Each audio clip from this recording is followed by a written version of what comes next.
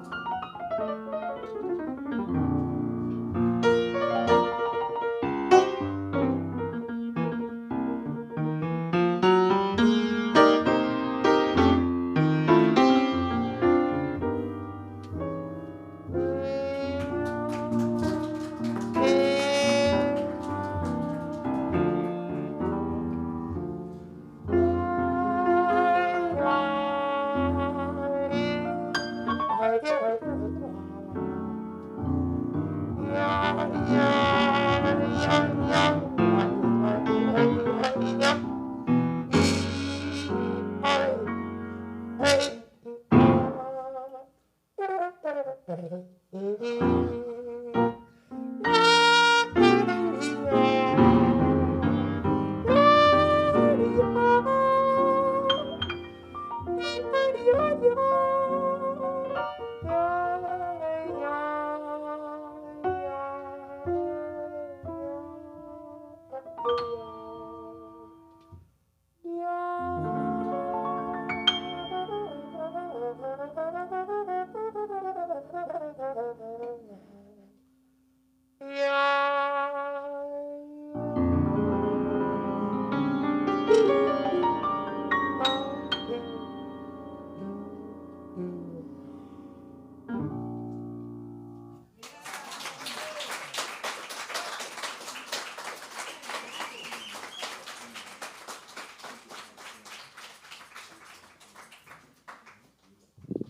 think the music's in good hands, huh?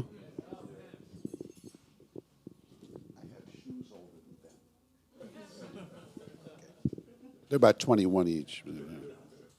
Anyway, now we're going to look for a moment here at a tribute to Ray Carman that we put together for the first event that we had here.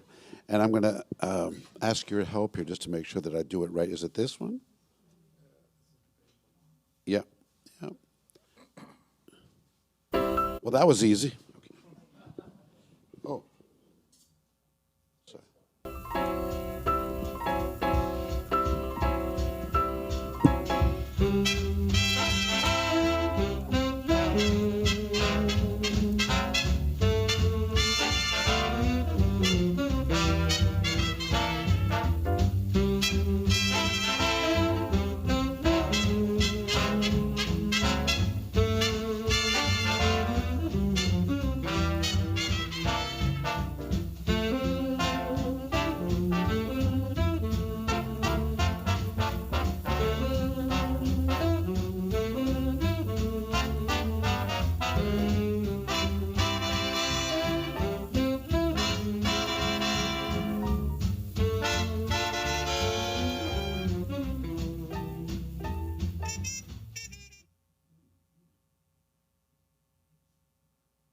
This is for Marlene and everyone in the Carman family.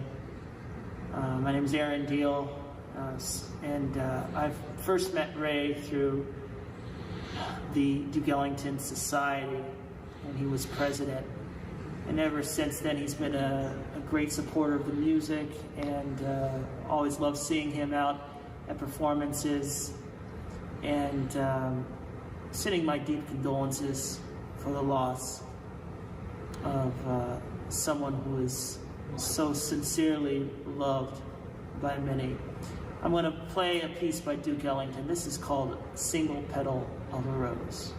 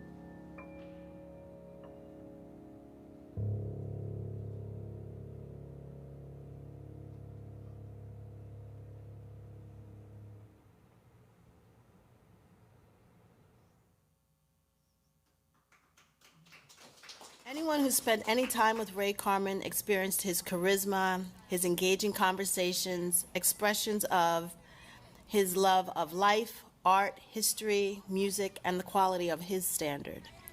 If you knew Ray Carman, you knew who and how he was cannot be captured in an obituary. Therefore, we won't even try. What we will do is share key moments and events that made Ray the person we all knew and loved. On September 9th, 2020, at the age of 85, Rayfield Gardner Carman died at home with his loved ones. He was born in New Brunswick, New Jersey on May 1st, 1935. He was the youngest of three boys, Joe, Buddy, and Ray, Joseph, Wilbur, and Rayfield, born to Joseph H. Carman and Ruth H. Jones. He and his brother lived there with his paternal grandparents until the boys moved when Ray was 11 years old to live with their mother on 111th Street in Harlem. Ray survived the notoriously tough Galvanti High School, and when his fine arts portfolio was not accepted to the High School of Music and Arts, he traveled from Harlem to Bedford-Stuyvesant, Brooklyn to attend the highly rated school, Boys High. He would brag all the time, and I was never late. Due to a misdiagnosed heart murmur, Ray spent his entire junior year in a convalescent home.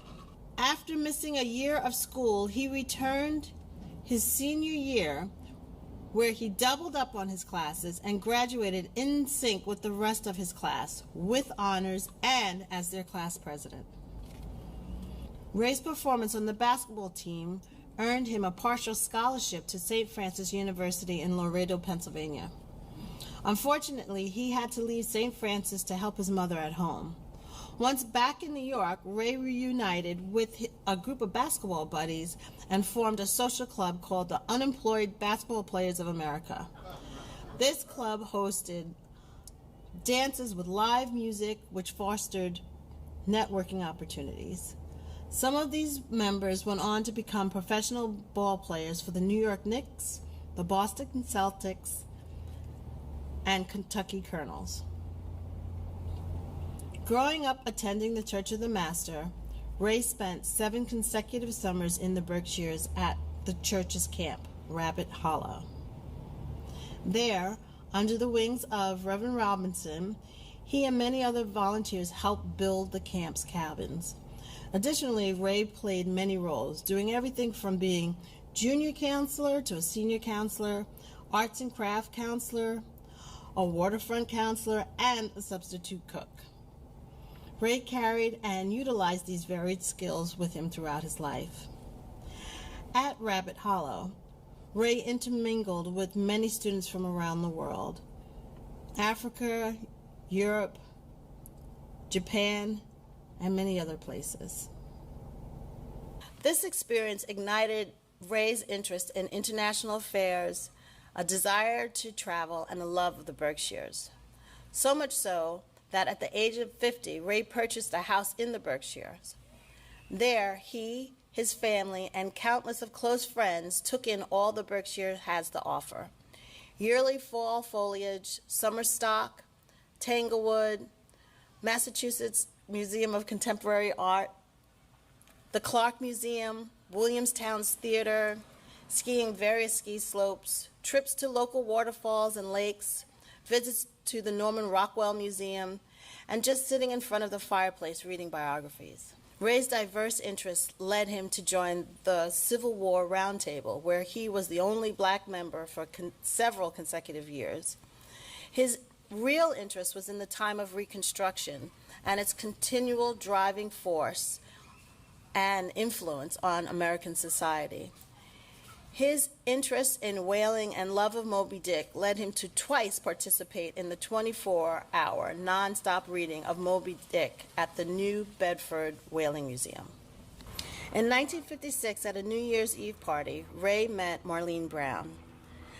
They remained friendly and randomly bumped into each other at various social events. In June of 1958, he was drafted into the Army.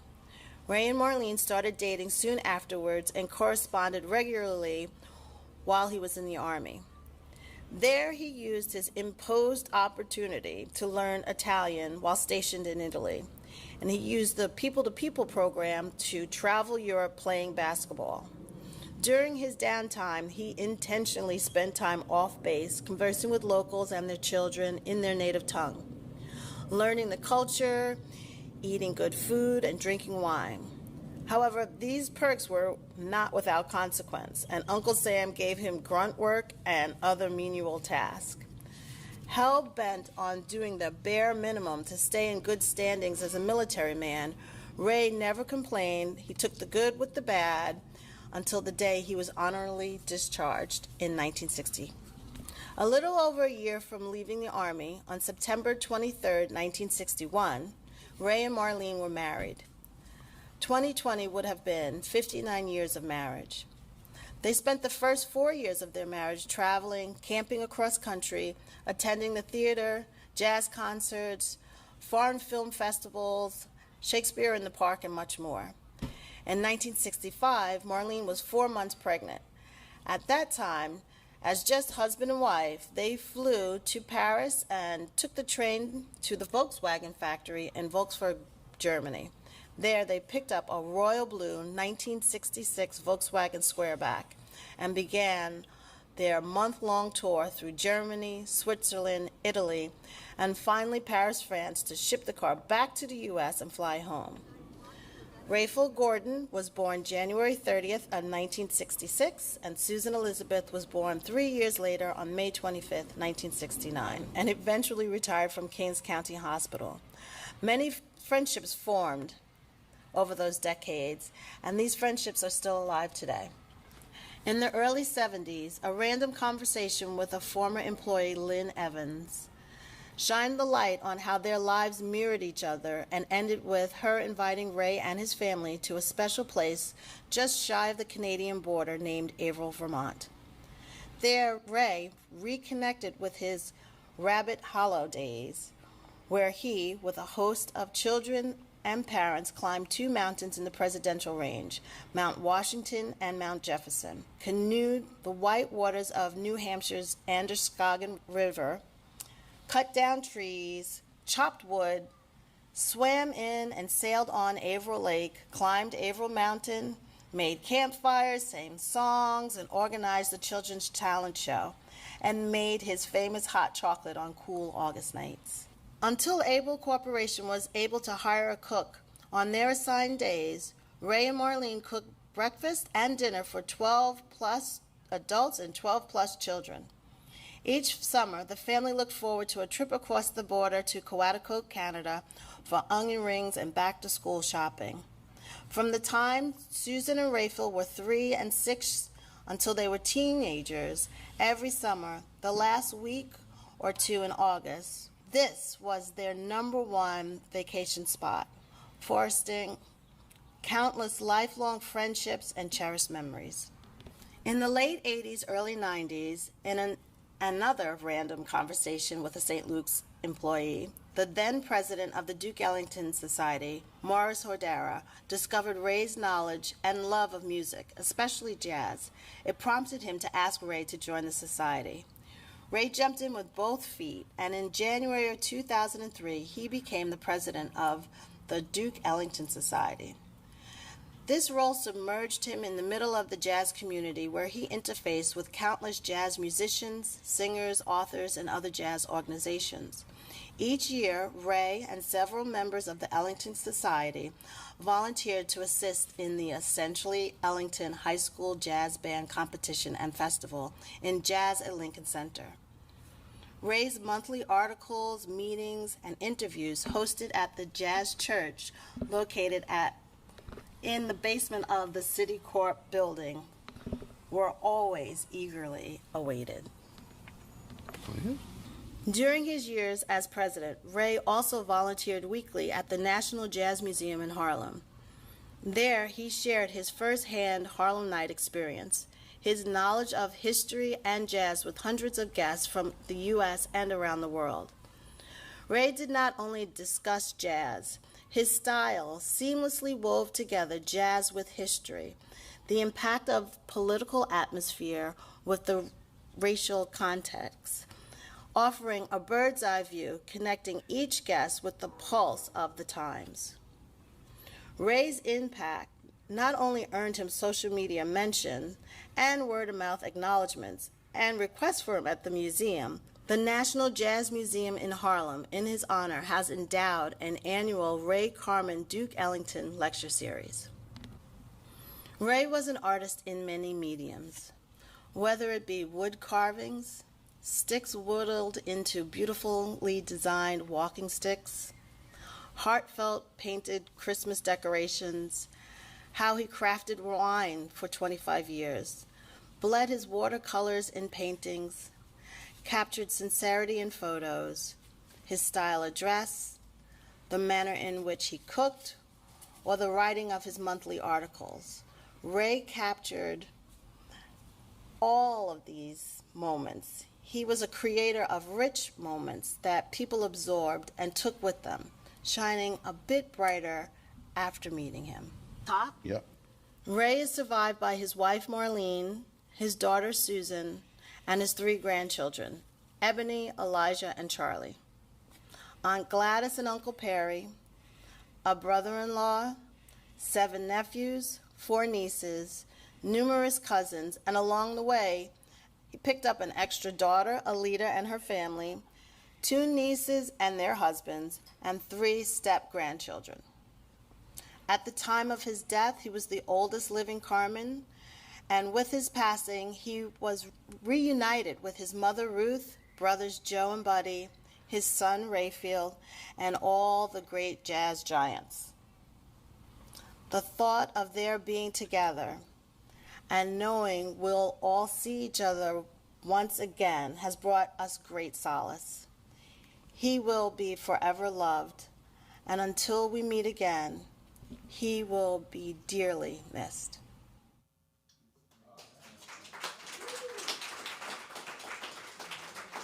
The National Jazz Museum in Harlem was always at its best when Ray Carman. Sorry about that, Jonathan. Well, I think we should hear from Marlene. Marlene, would you come up and join me, please?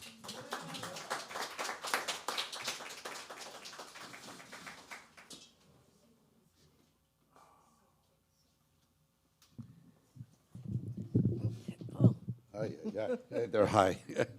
Is that comfortable? Yeah. Did you do the mountain climbing too? No, I didn't. I did not do the mountain climbing. My daughter, Susan, who I don't know where she is, she's on her way, and my son, Rayfield, they did the mountain climbing. They also did the white water Oh, Jesus. rafting. You know. So, you know, it was kind of glossed over because as your daughter put that whole thing together, that wonderful 5 years. How did you actually meet Ray? How did it actually happen? We met at a New Year's Eve party. He went to the Church of the Master, and another member of the church, Ellen Gale, she and I were in high school together. We went to Hunter College High School, and she had a New Year's Eve party that I went to, and Ray was there, and that's how we met. And then after that, we just sort of ran into one another here and there. How did it happen? Because I was watching this segment where they talked about where he was in the service. So was that before you were married, when he was in Germany and all that? Yeah, it was. I guess we started dating just before he was inducted into the Army. I see. And we corresponded for the 2 years that he was in the Army. I think it's hard for young people today to even think about a world without the texting and the emails. You actually write a letter to someone in Germany and put it in the mailbox and wait a month or something like that. But Yeah. What was at the root? You mentioned that you wanted to stress tonight because we're talking so much about the jazz stuff. And he frankly had all these other sides. Yeah, he and really all did. these other interests. What are some of your fondest memories of the other things that he was into, and what would you like people to know about Ray beyond Duke Ellington and jazz and all that? Well, he really wanted to paint.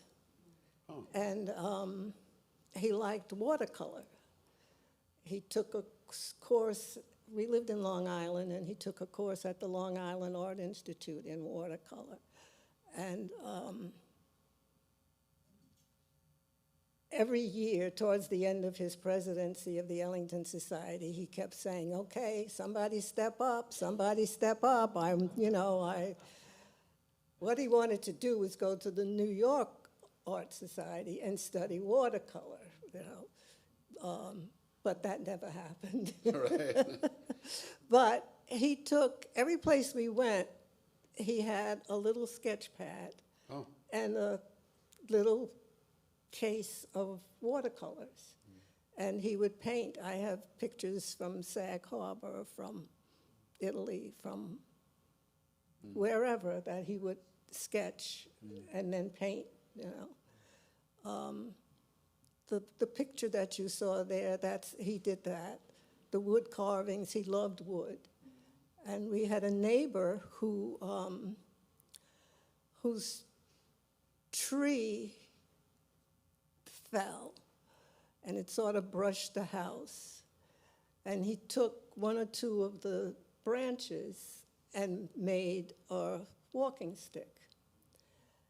And after he retired, he went to Jones Beach, and he would walk on the boardwalk, and he had his stick with him. And after a while, the people, you see the same people every morning, and they started calling him the Stick Man, and then they started asking for sticks. So that's how he got started making these walking sticks, And what he did, because we had the house in the Berkshires, he had a lot of branches. Not hard to find. And a lot of oak, some walnut, But at any rate, after he started making them, he says, well, gee, people want to buy them, So he started he found out that being a veteran, he could go to the Museum of Modern, the Met, and sit outside on Fifth Avenue and sell his walking sticks, which is what he did, because it gave him a day of just sitting out in the fresh air and people watching, And people says, well, you should put it online, you should get a website, you should do that. And he says, no, that's a work. I don't want a job. It's not a job. It's not a job. It's just a pastime. And I was amazed, as long as I knew Ray, which is probably over 30 years, going back with the Ellington Society and Morris and Joe and all that stuff, as well as I knew him, and then here, and then with the Ellington Society and all the things that we did together and the things over the years. One day he came in, he said, I've got something for you, and it was a bottle of wine. And I said, thank you so much. He says, and I noticed it had this unusual label. And I said, boy, that's a weird label, or something like that. I didn't know that he had made the label. And I said, well, that's unusual. He says, it's my wine. Now, here's a guy who I had known for decades and talked with. Ray liked to talk. And we must, Did he ever? Right. So much time we spent talking, and he never mentioned that he made wine. And so I began just to realize his multifaceted thing. But maybe this is a chance to talk a bit about you, Marlene, because you guys were such a perfect, the yin and the, well, anyway, what can I say? It's obvious. What were your interests? What was your life like with this guy and with your family and all these years in the jazz and the music? And I don't know. I came to New York when I was 9 years old. From where? From New Orleans. And we lived on 122nd Street between Madison and Park Avenues. And when it was time to go to high school, I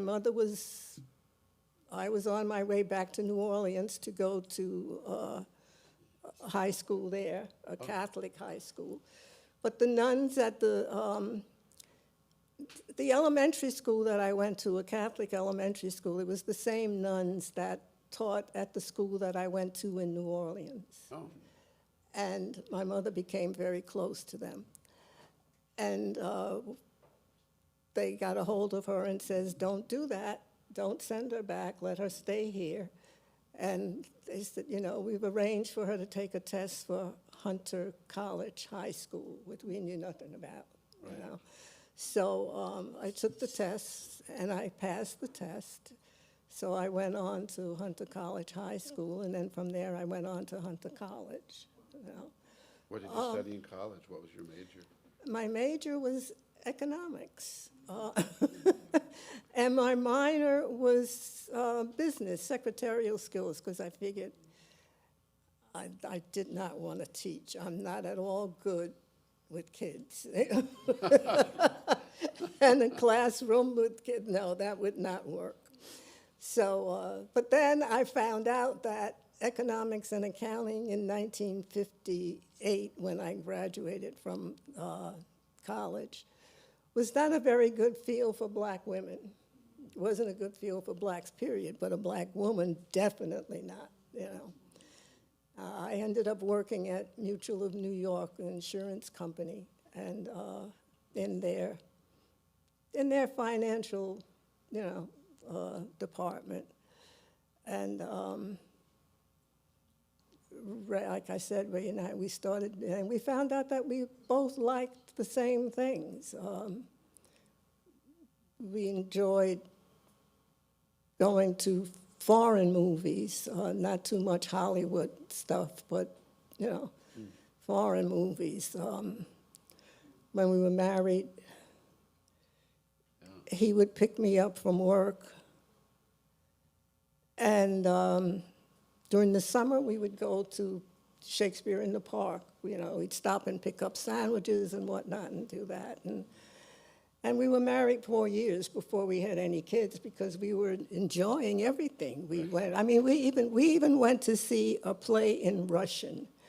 We were the only non-Russian people in the theater. But it was when Russia was going to have the Olympics. Oh, yeah. And the play was about what Russia did. They cleaned up the streets of all of the prostitutes and put them into old army bases.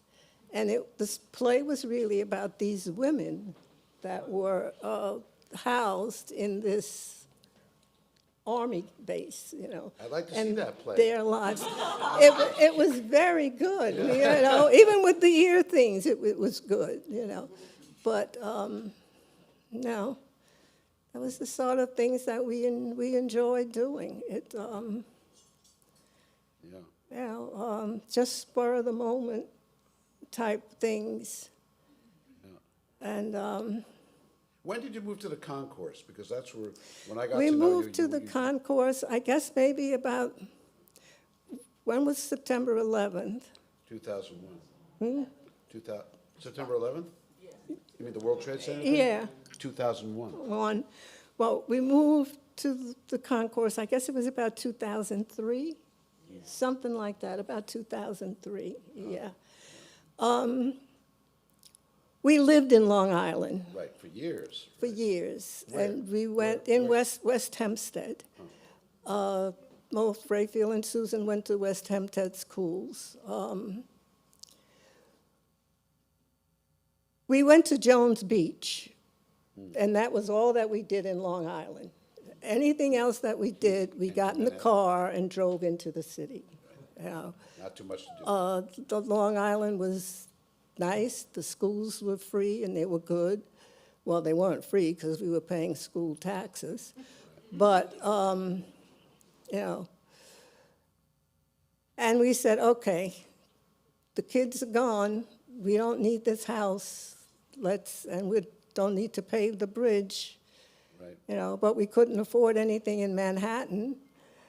And then we found this apartment in a co-op on Grand Concourse that was ideal. It was great. We wanted 2 bedrooms, but we ended up with a 3-bedroom apartment. And it was which has been utilized ever since, because people have been moving in and out, you know. Karen here, her son, he moved in for a while. Ebony was for a while. Everybody, they've just been in and out, you know.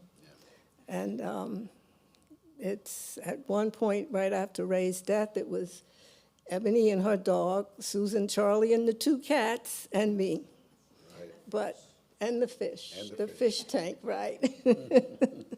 Right, you know. Well, you mentioned when we do this next year, you might bring some of Ray's canes and stuff for people to see. Well, you saw them Yeah, but I wanna here, see but them in I can person. bring them, yeah, I can. And that also started, we had a cherry tree in the backyard, and it died, and he kept a piece of it, and he carved this little piece. And it's very pretty. The wood it's very nice. And then he started doing bigger pieces. And when he did the bigger pieces, he would sketch. You know, he would sit down and sketch how he was going to carve it and whatnot, and then he'd start carving. Right. And it was, you know, it kept him going, and he would just carve and carve. He carved in the living room, but he always cleaned up everything, you know, all of the dust and everything. He'd pick sometimes, tell you, and he would go to the park and sit in the park with it. But that people kept interrupting and asking questions and talking, so you know he got a little annoyed about that. But Well, I wanted to mention that, you know, for all the time that you and Ray gave us here at the museum, you know, how much we appreciate that. And we actually got, and this is no exaggeration, we would get letters that would say, Ray, National Jazz Museum in Harlem, New York. And it's really true. I mean, they knew where the museum was, but people from around the world, I mean, it sounds like I'm exaggerating, and I'm not. We actually get more people from out of the country here, which is something to think about for a moment. But, you know, people from all over the world come, and we used to laugh because they wouldn't get past Ray. In other words, he could talk to anybody about anything, and he became a huge calling card for us. And then, frankly, all the work that you did here, the office and things, and also in the front, but just being here. So we want to thank you again, because there's nothing more precious than time. And you've given us so much time. We really enjoyed every Well, it minute was of it, yeah. A mutual thing. Thank you, Marlene. You're welcome.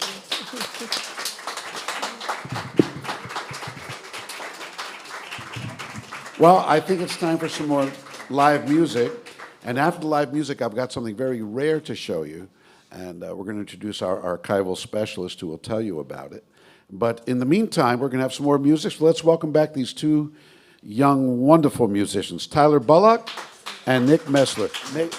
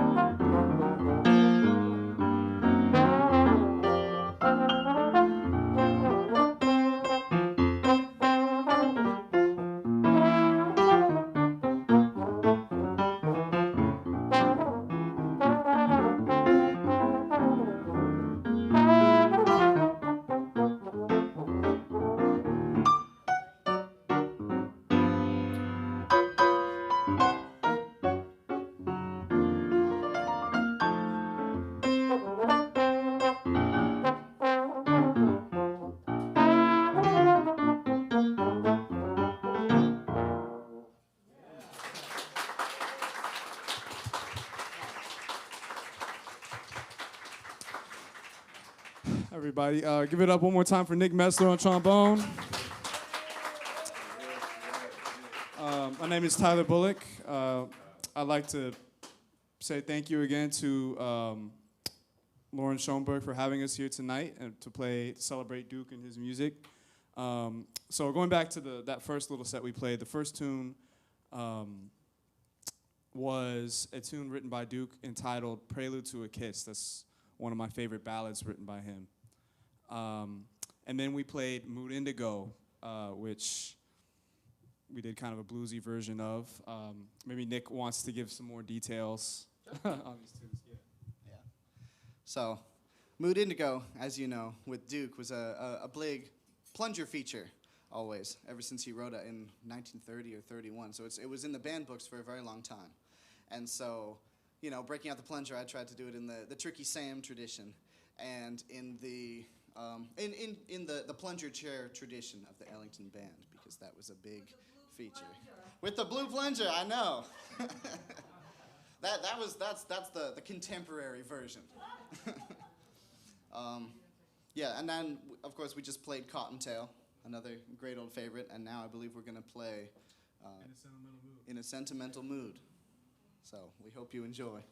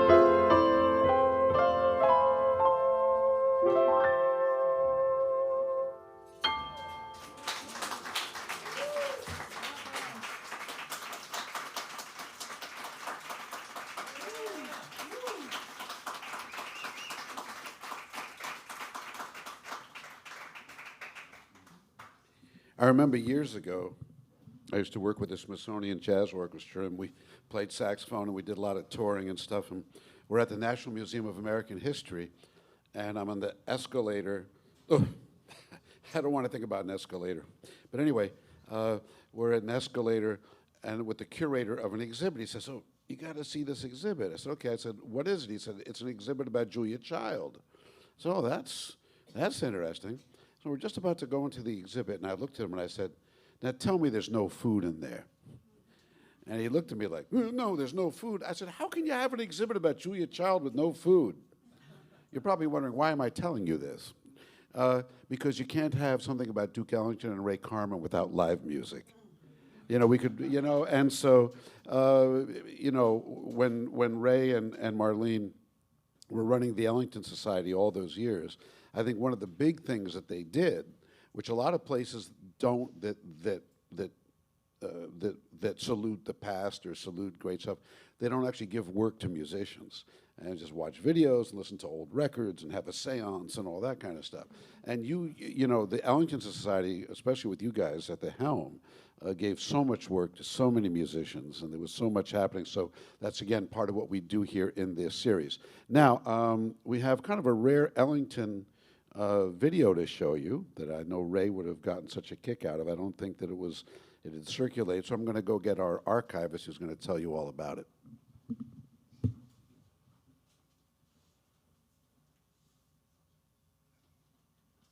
Hello, how are you? I'm the archivist. And was my twin brother just here? Okay. Okay, but anyway, this is something that has surfaced relatively recently. It's kind of amazing. It's kind of unique in the Ellington world. And it's kind of bittersweet, almost to say that it never happened in America, but it did happen in France and through Australian television, where they got Duke Ellington, they gave him a great piano to play, and they had a beautiful set of just pictures of him from all around his different parts of his life, and said, "Mr. Ellington, you know, would you go to the piano and just play for us?" And it is a wonderful thing, and I think not only is it wonderful from a music standpoint and the history and what he plays in music, but I think you learn a lot about who Duke Ellington is when you watch this. So I prepared an excerpt for you, and you'll see Ellington talk about the word jazz, which is something that he tried to get rid of that term very early on in 1930.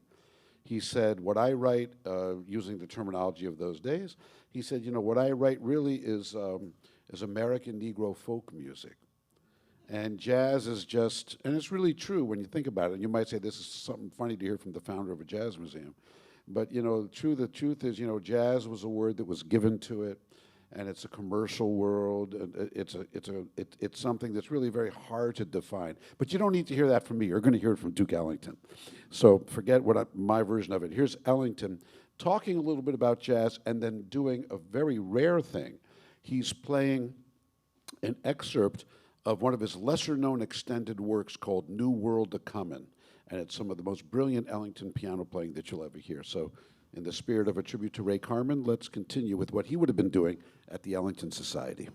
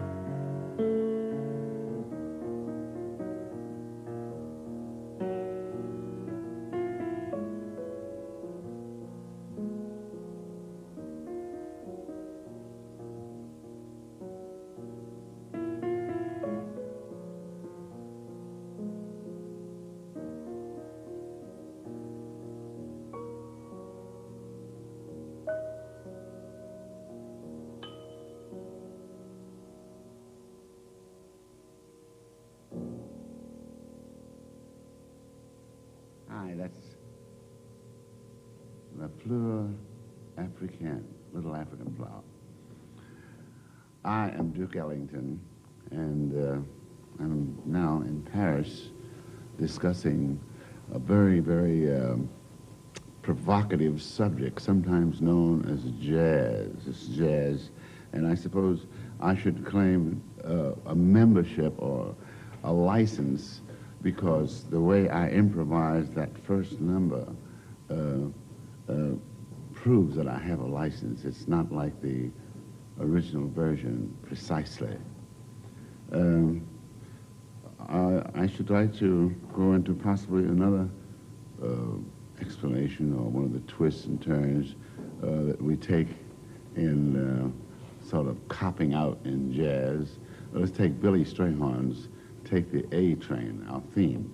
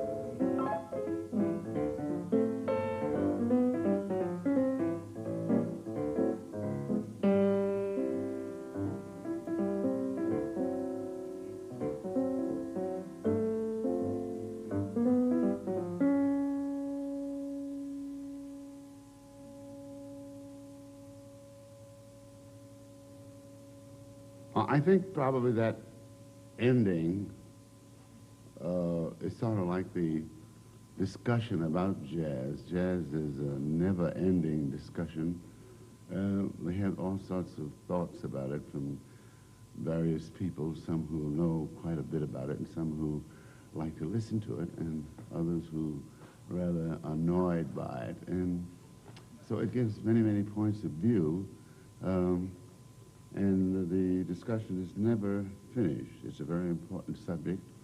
When I was in Africa, in Senegal, I met Papa Tau, a great Senegalese artist, and I was sort of giving him a theme on jazz, because it's a constant question, what is jazz? What is jazz? And there's so many things, and I was busy ad-libbing this sort of extravagant picture of jazz, and I said, jazz is a tree, and it has many, many branches that reach out into many directions. Of course, it goes into the far east and picks up an exotic blossom. At the end of each branch is a twig, and at the end of each twig there are many different shaped leaves and many vari-colored flowers, and it goes east, west, north, south, and everywhere. And everywhere it goes, it picks up some certain influence. And if you go back to the trunk, you'll find that it's probably a sort of transparent bark, we could say even made in Japan. And as it goes down into the deep roots that go way down into the earth, then you'll find out that these blue-blooded black roots are deep in the soil of black Africa, which of course is the foundation of everything that is with the beat that of course today is the most listened to in the world. And jazz has many licenses, as I said before, the 2/4, the 3/4, the 4/4, and even the 5/4. There have been many, many great people in it. And then, of course, it not only gets highly mathematical, but it sometimes gets very romantic. I mean, for instance, Johnny Hodges was one of the great purveyors of the romantic and very soul-searching sounds that had the sort of pastel veneer compulsion that I've heard. Shall I do a little of New World of Coming now? Well, I can't do a little of it. Either I have to do all of it or nothing. And so, New World of Coming, incidentally, is one of the instrumentals we did in our first sacred concert, which means a new world of coming, is a place in the distant future on land, at sea, or in the air, where there will be no war, no greed, no non-believers, no categorization, and where love is unconditional and there is no pronoun good enough for God.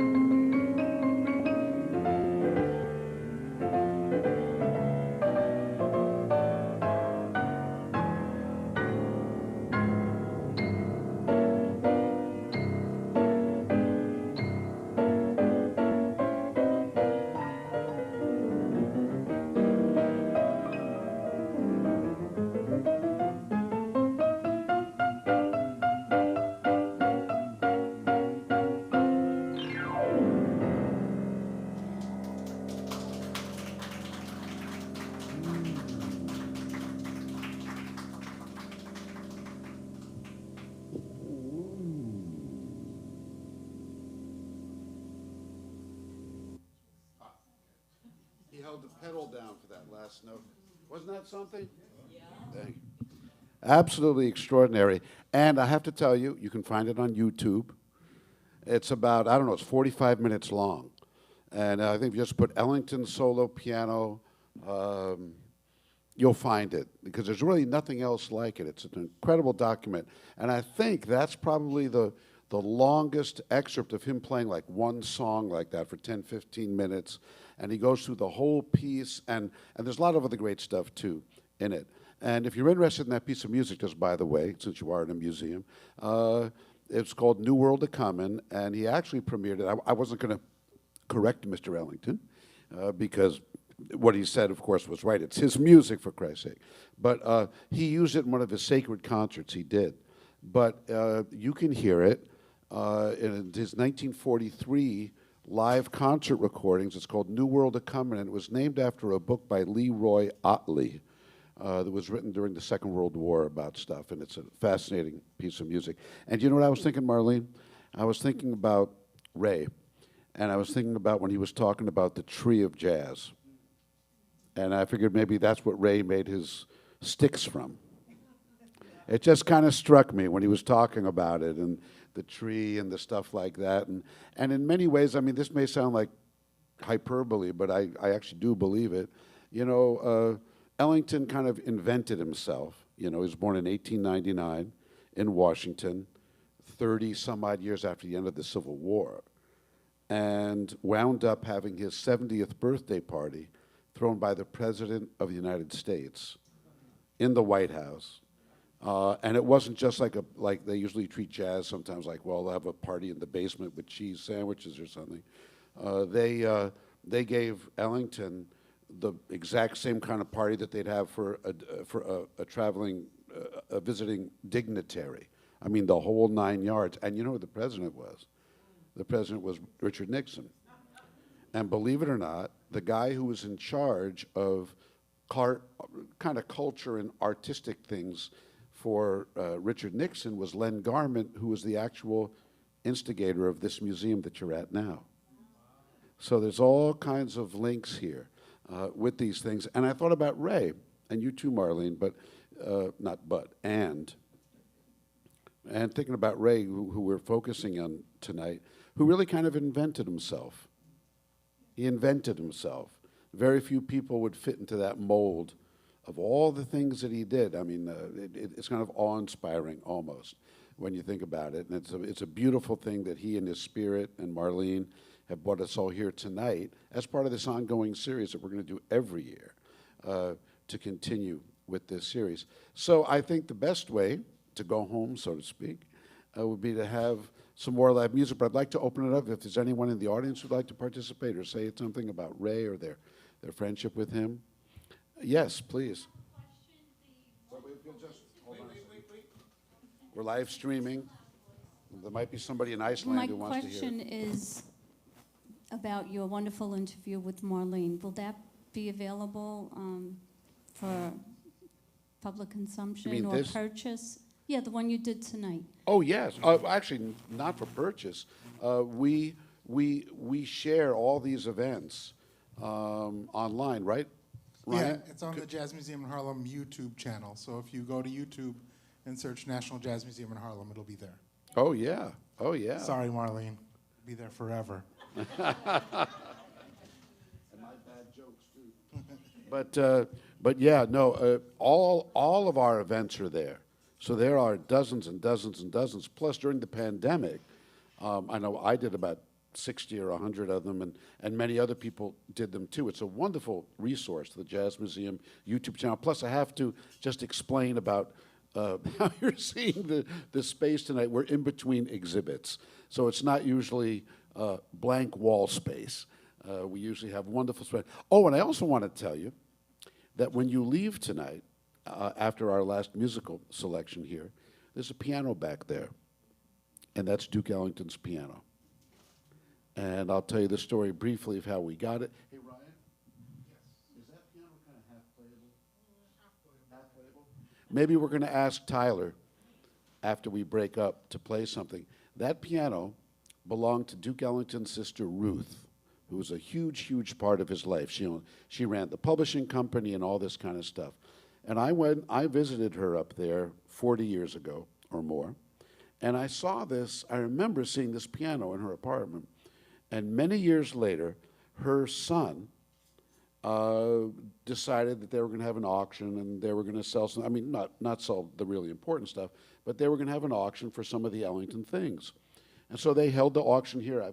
I forget which house it was. It was like one of the major Guernseys or something like that. Huge auction house, and they did stuff. The piano didn't go for a number of reasons. And they said, you know, that we could hold on to it and have it here. And so we have it, and we're hoping that maybe it'll become a gift to us.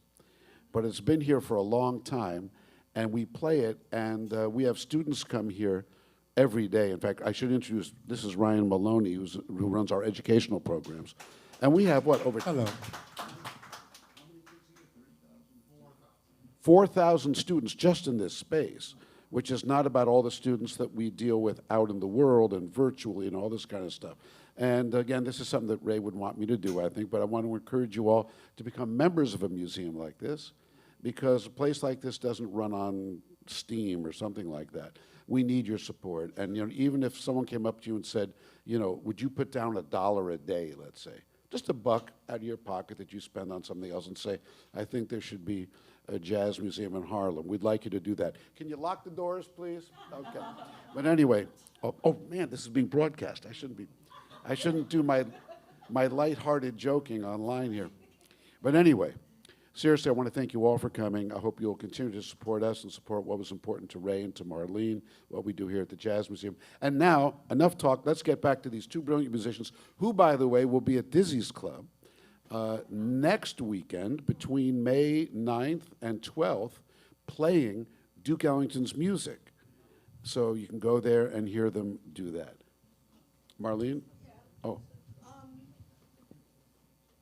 You just mentioned the essentially Ellington, which is starting on the 9th. We used to volunteer every year, the whole society. We all volunteered at the essentially Ellington, okay?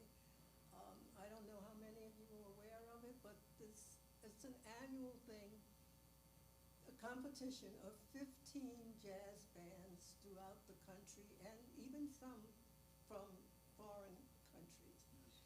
I was at a concert Monday at Woodlawn Cemetery, and one of the bands who was part of the competition was playing. It's a band from Staten Island. But the band leader mentioned the fact that in the 70s, 80s, 90s, it was very difficult to get Ellington music or Ellington charts. And with the essentially Ellington, you had to know somebody who was in the band, or you had to have some personal connection in order to get the charts. But with the essentially Ellington, they started offering, I think he said 8 charts for $50 to any band, high school band that was interested in it. And eventually it took off, so that now they're free to any high school band worldwide that wants to get a hold of Ellington charts to keep the music going. And in the past couple of years, it used to be only Ellington, but now they've extended it to other composers like Count Basie, Machito, so that these charts are available to schools all over for the musicians coming up to be able to do that, okay? But on Monday, the 6th of May, Mercedes Ellington's group, the foundation, Duke Ellington Foundation of the Arts, she's having a concert at Symphony Space at 8 o'clock. And then also part of the essentially Ellington thing, Lauren will be conducting the Juilliard Jazz Orchestra at Dizzy's Club for 4 nights, is it? Mm. Yeah. Okay, so there's a lot of Ellington being done all over. Just let's hope it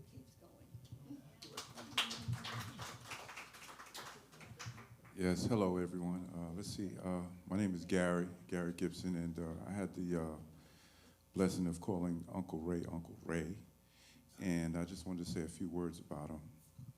You know,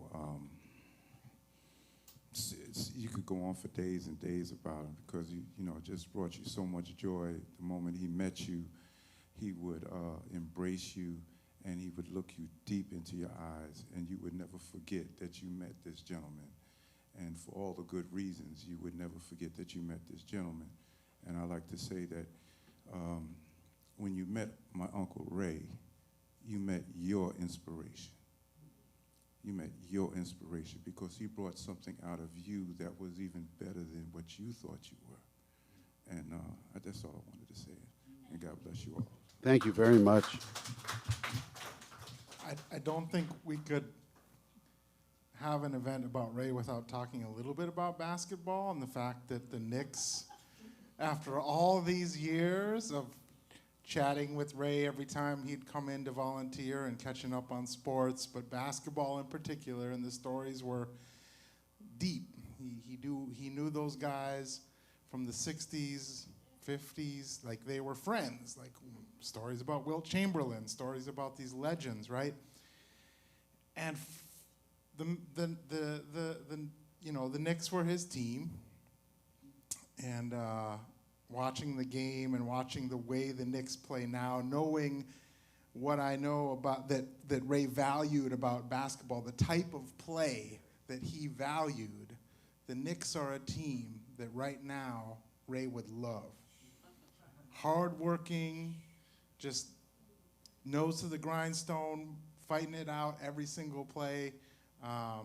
So watching these games, Ray has come up in my mind, knowing that this event is happening, and you know, for Ray, let's hope the Knicks keep it together for the rest of the season. So couldn't get through the night without saying something about it. Well, before I introduce our musicians once again, these two brilliant young players, to take us out with some Ellington music, I'll just mention that on behalf of everyone at the museum, our board of directors, our executive director, Tracy Hyder-Suffern, and my artistic co-directors, Christian McBride and John Batiste, we want to thank you very much for coming tonight, and let's welcome Tyler Bullock and Nick Messler.